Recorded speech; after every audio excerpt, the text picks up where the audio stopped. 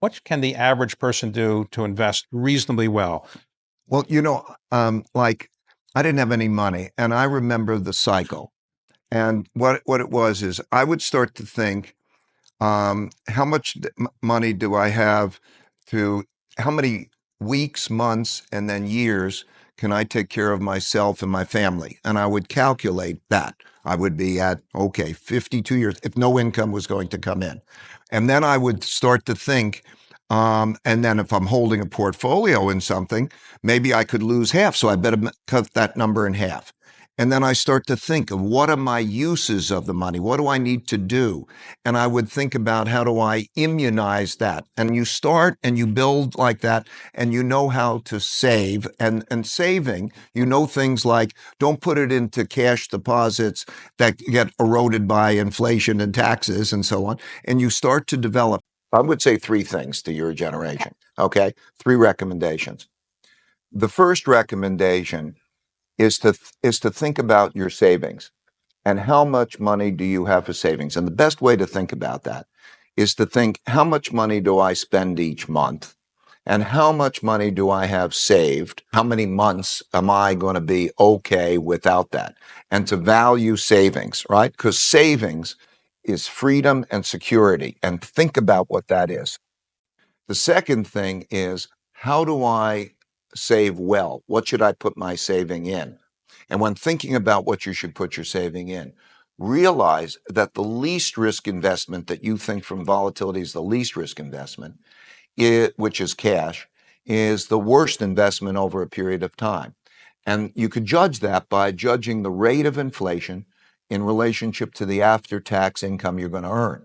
So if you have an inflation rate that's 2 or 3%, and you're earning 1%, and you have to pay taxes on that 1% or 2% that you're going to get, you're going to get taxed essentially at 2% a year, and that's going to be a problem. So you have to move into assets. And when you do that, the most important thing I can convey to you is to diversify well, because I can guarantee you that one of those assets, and you won't be able to pick the right one, will be disastrous in your lifetime, that you will lose half of that savings if you're in the wrong one, and you won't know what the right one is. Number three, do the opposite of what your instincts are. If you're going to play the game, it has to be the opposite of what your instincts and the crowd says, because the market reflects the crowd. So you want to buy when no one wants to buy, and you want to sell when no one wants to sell, right?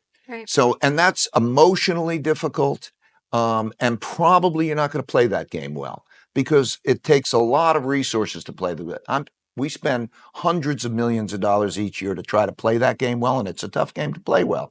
So I would caution you about the market timing game, but I would say that if you're going to do it in the ways that are uncomfortable, because they're opposite your instincts.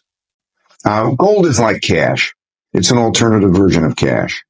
So over long term, it's not the best investment. Over long term, it's a little bit better than cash over long term.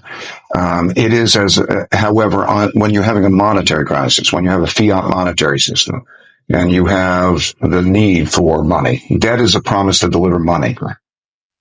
So if you look at each of those devaluations that have taken place, March 1933, President Roosevelt closes the banks and then opens them and says you can get your money. And then they broke the link with gold. And so the history over that period of time is that money can be produced. Gold is somewhat limited. It's an effective, it's an alternative that should be part of everybody's portfolio, but not in a big way.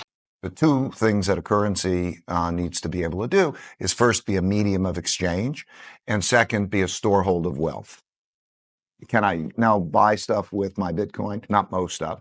And because its volatility is so great, it's not an effective storehold of wealth. So it is a speculative vehicle, now highly speculative vehicle, based on blockchain, which is a very impressive technology. Like Bitcoin could be BlackBerry. In other words, you can have Ethereum come along and replace that, and that'll all change. And so, and it is going through this speculative bubble now. A lot of the particular people are in it for a particular, are they knowledgeable? Did we know intrinsic value? Is there that frame of reference, or are you buying it to resell it quickly and so on? Those create elements of bubble. So very interesting, very significant potential with the blockchain underneath it.